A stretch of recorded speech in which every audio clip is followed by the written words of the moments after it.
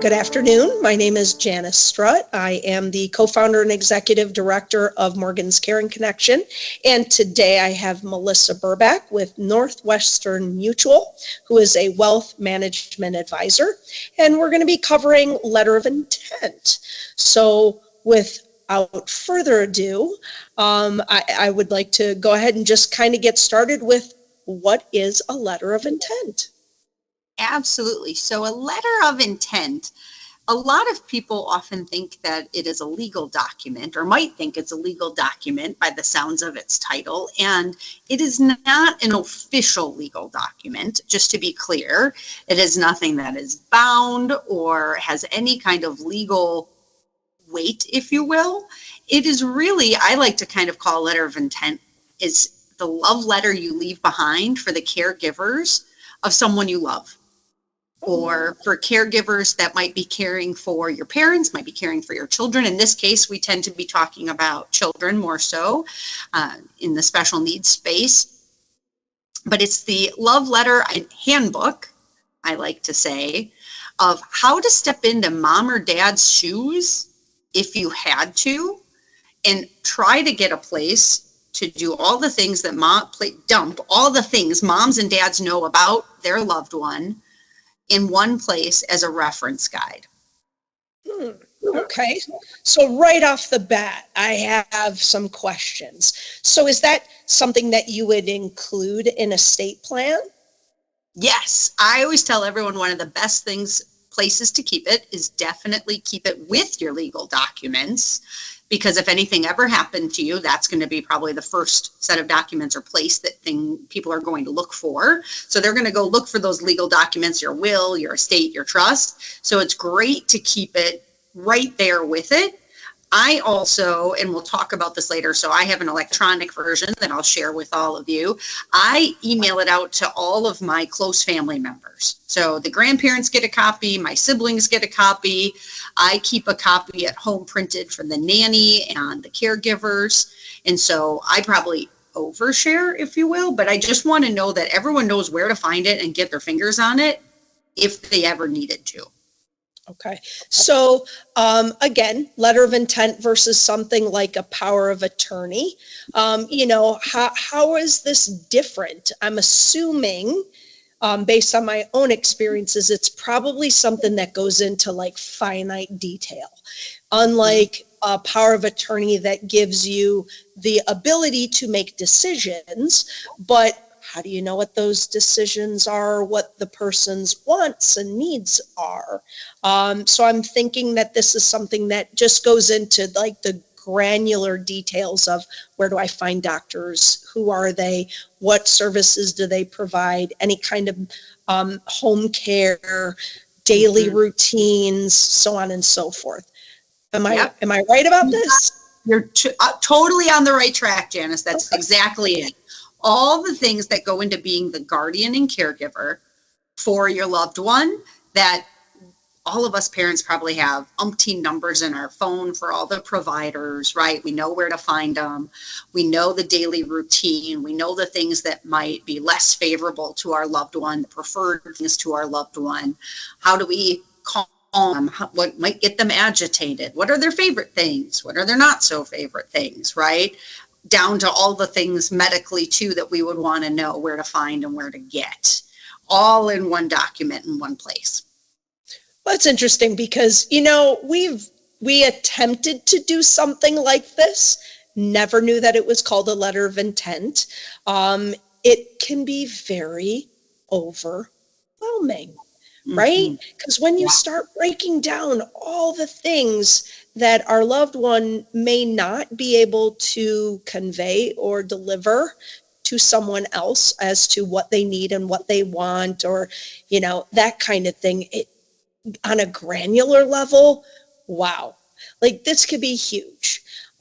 So I'm thinking right away, just as a parent who's been through something like this, I might just say, oh my gosh, like at what point is it too much information? You know what I mean? So I would think right away, because again, I think about families that are raising special needs dependents, and I think to myself, we're already spread pretty thin, pretty overwhelmed. So maybe just starting out with small, simple pieces of information, like you said, where to find doctors' information, where to maybe notate on a broad spectrum, maybe a daily routine, that kind of thing. And then over time, continue to revisit it and keep breaking it down. And then, of course, just like anything else, things change.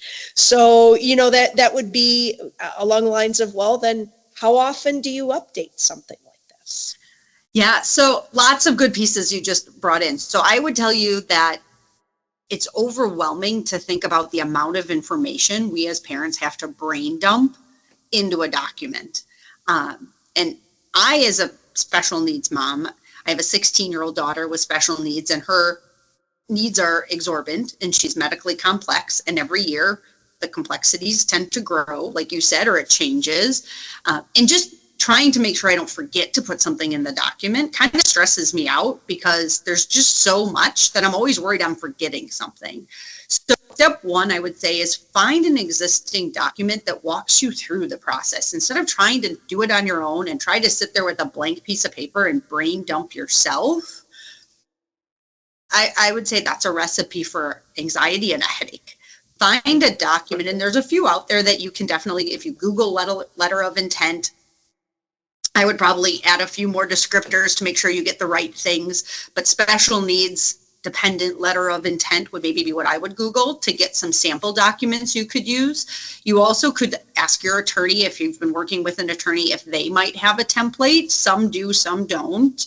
I have one I'll pull up here in a second, and I'll share that we can make available to anyone watching it that I love. I was fortunate enough to get to make this document with the corporate office of Northwestern Mutual's marketing team. So as a special needs mom, I got the opportunity to have a say in making this document to make sure we weren't forgetting things that should go into it, and that we were making it broad enough, if you will, to cover lots of different ability levels of our dependent children or special needs children.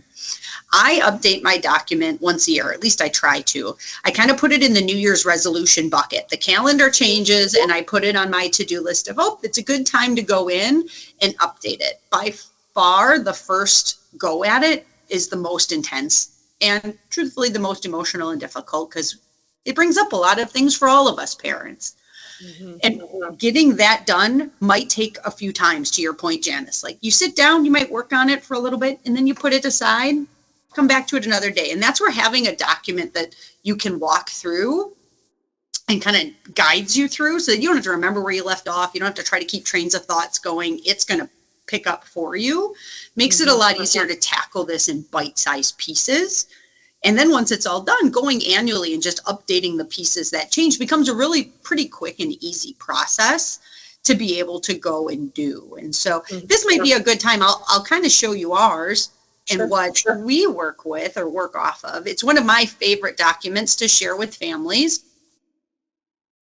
Let's see. The other thing too that I feel like, yearly is great, but then there's those transitional times, like when there's a change in programs or a change in age, like going especially from teenager to adult. And, so there might be a little bit of overlap or time where you might need to revisit it sooner or multiple times in a year. But definitely. I like that idea of the New Year's resolution idea, because it gives you something you could put on your calendar, put some personal time aside, and then maybe even start like a Google Doc or something like that. As something comes up, you just throw it on there. So then that way you don't forget, because gosh, there are just so many moving pieces.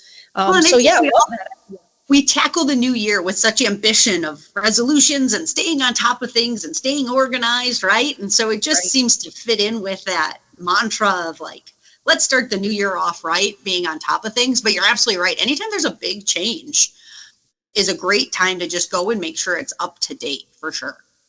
Yeah. So let's see this. Can you see my screen now?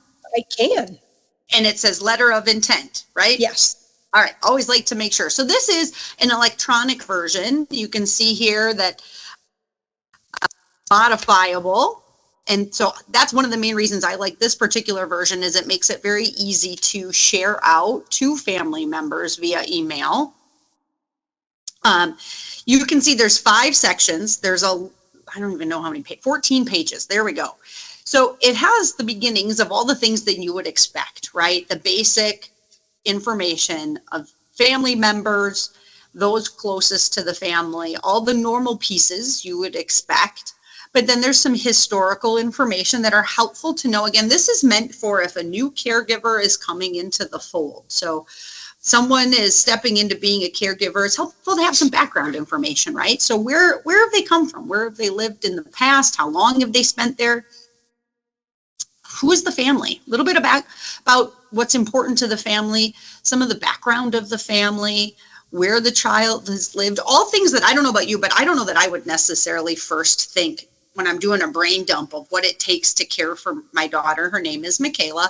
What it takes to take care of her on a daily basis. I don't know that my brain would go to some of these past things or some of these important, just demographic things about our family and our beliefs and what's important to us. I mean, who should be contacted for spare keys, right? Well, what I love about this document so much is just the way it walks you through so many things we wouldn't inherently think of ourselves. Who provides any home care services, family members to contact. Here we get into the medical background, what most people would normally think to put down, right? All the doctors, their specialties, their phone numbers, pharmacies, drugs that they're on. This is one in our world. I know that I might have to come and update a couple times a year. I might not always remember to do that, but at least if I have that once a year on my calendar, I know it's getting a pretty close update once a year there. Then we move into all of the assisted mobility devices, equipment devices. I know any of you families out there that have children that use mobility devices or wheelchairs, walkers, my daughter does. We all know this might be a pain point in terms of equipment providers. You may have tried a few even. And so listing their information here. Then we start to get into some of the more personal information about your loved one. Behavioral triggers, challenges. What are the therapies? Who to contact? All the insurance information that we want to put in. Here's where we get into some of the daily routine pieces. What are some of the daily activities? I like now as we get into some of the activities of daily living where we can get specific to say, well, what can our loved one do on their own and what might they need help with, right?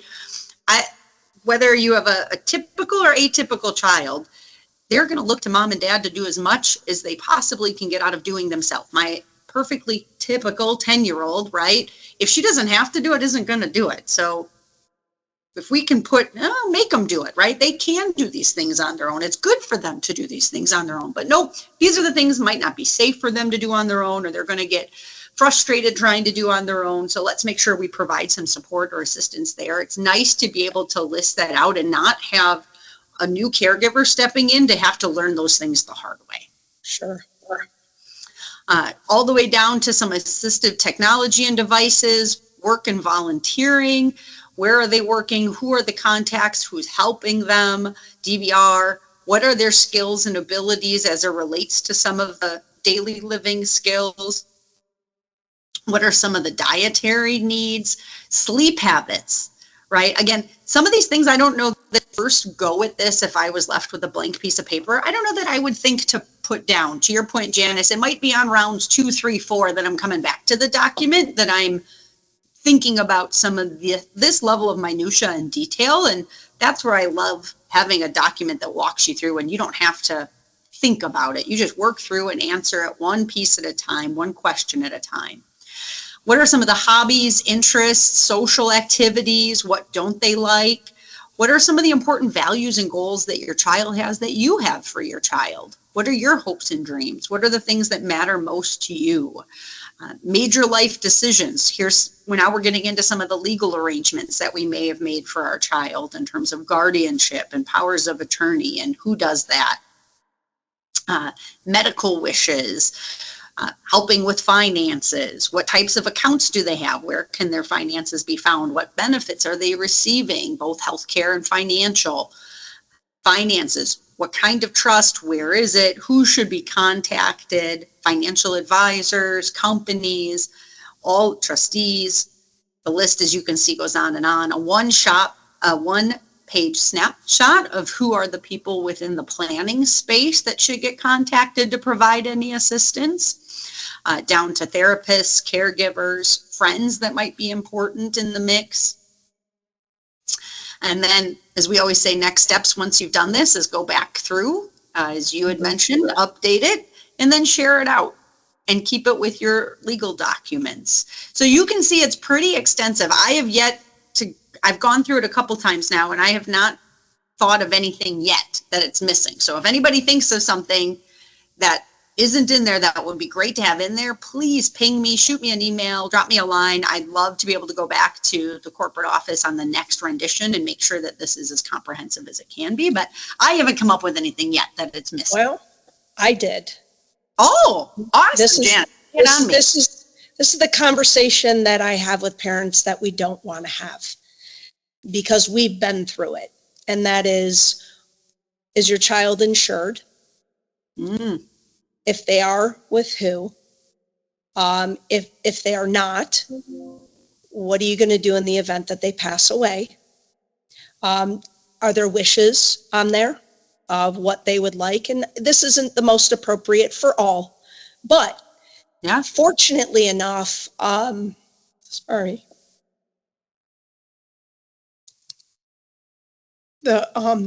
family that Morgan was living with happened to ask her if she were to pass away, what her wishes were. And she was able to articulate some of that for us. So the good news is, although we didn't know a lot, we knew some. Yeah. And a little bit helps, right? Yep. And sorry. No apologies ever. This is something that, unfortunately, we're not having these conversations. Yeah. Mostly because nobody wants to. But because we have lived it, we know that these are important conversations to have. And these are important conversations, not necessarily with the dependent, but amongst the family. Like, what are we going to do in the event that we are faced with them passing before we do? Because we all do this mindful thing of, we're going to do our estate planning to plan for us. But we often don't do the planning in the event of the other. And there are a lot of individuals that are uninsurable, such as our daughter. We didn't think about, what are we going to do if the expense arises? We didn't think about what her wishes were. We did no pre-planning. We didn't put any savings away for it. So these are some things that probably should be part of the intent, whether people talk about it or not. It should at least get the mindfulness or the awareness to be a part of it. Because what if, well, the reality is it's going to happen to all of us, right? It's just a matter of what. And when we are caring, the reason we do the estate planning is the time will come where we will no longer be able to care for them, whether it's because we've aged out of the ability to do it or we ourselves pass away. However, when that does happen, what are people going to do that are taking care of our loved ones? Or not only that, what are we doing in the event that it does happen? You know, and we are mindful enough to be able to care for them and take care of making those decisions. Because what I can tell you is, by far and large, you don't want to wait until it does happen to make those decisions, because in the moment, the level of being able to cope is very, very low, and it's very overwhelming. And so I would say I would challenge the ability for people to consider these things and be proactive, because again, being at a state of being reactive is not what anybody wants. And so I have these conversations with families now about, it's great that we're preparing for us to not be able to care for them anymore. But there's always the possibility, especially with medically, complex situations. Again, we weren't thinking that way because it's just not the order of how things are supposed to happen. But Yeah.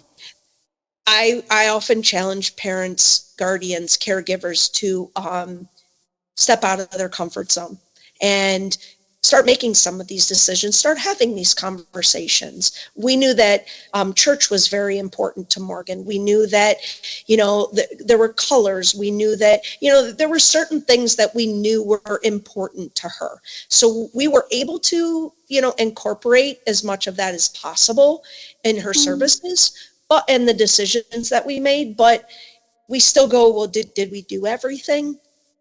Because as parents, that's what you want to do. You want to do everything.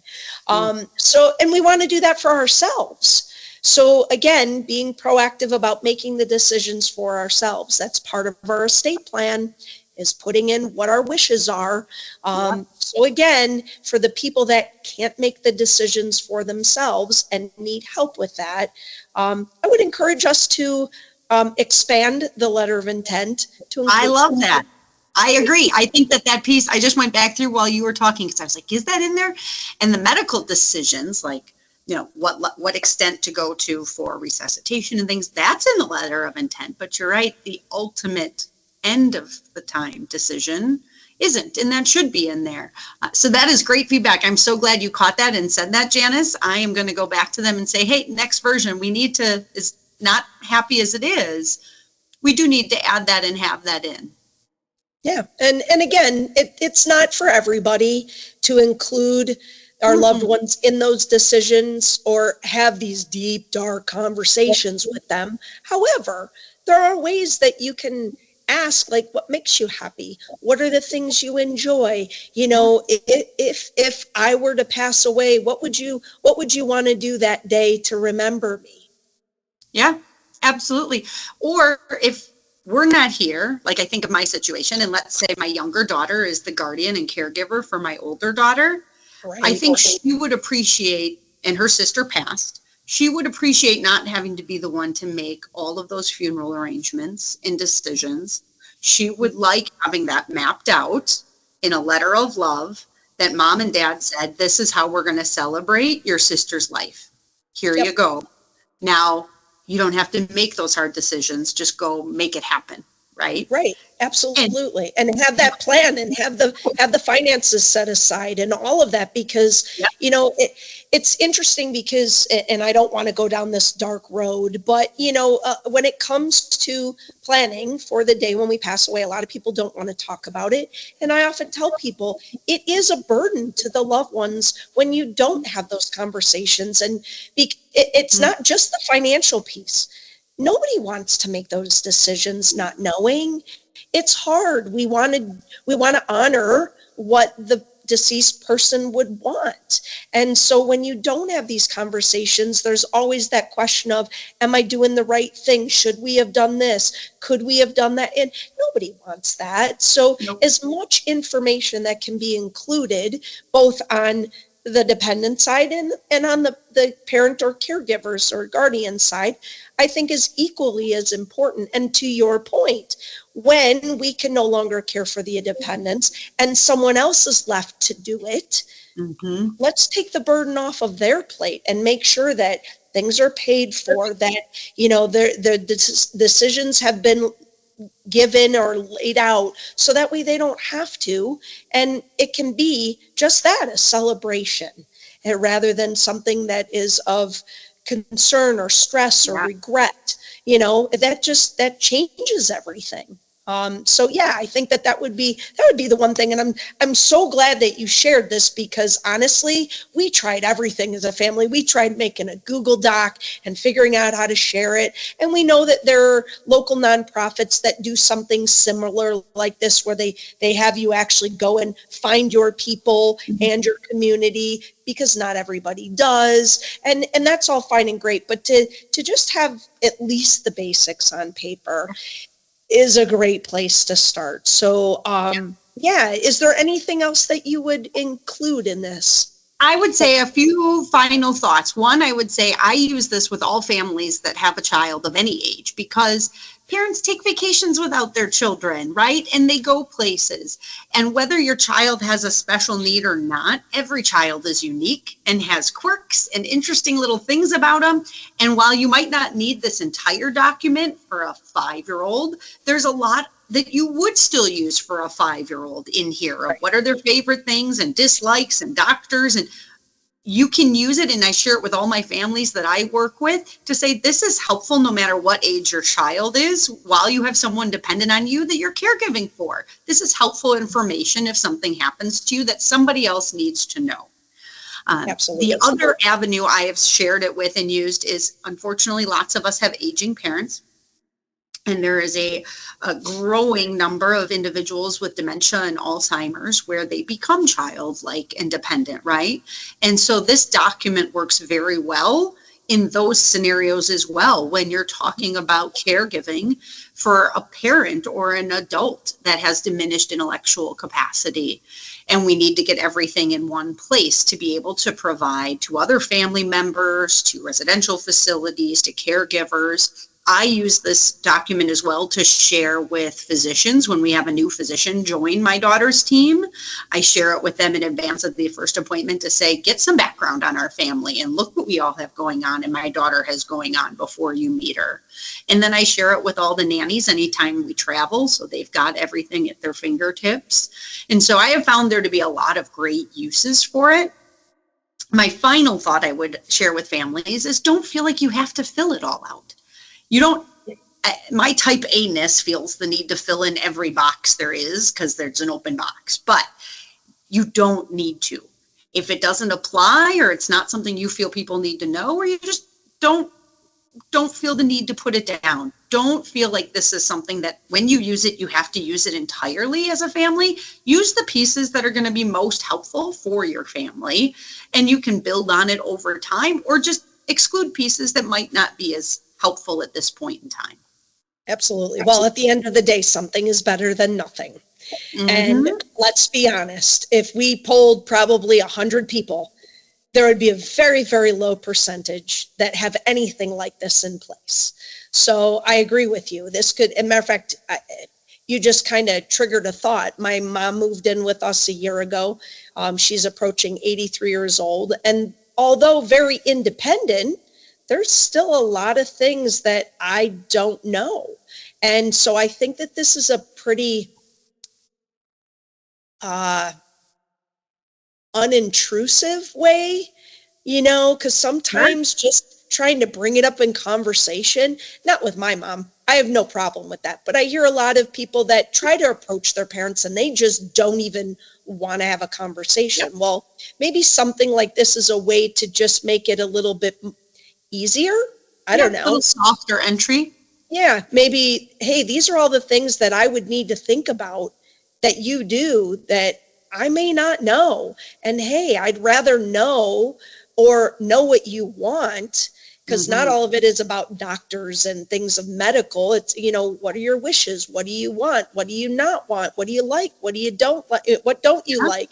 Not all of us live with our parents. And trust me, when my mom moved back in with us, although she only lived 3 blocks from us for 9 years, that day-to-day living stuff, there were a lot of things we didn't even know.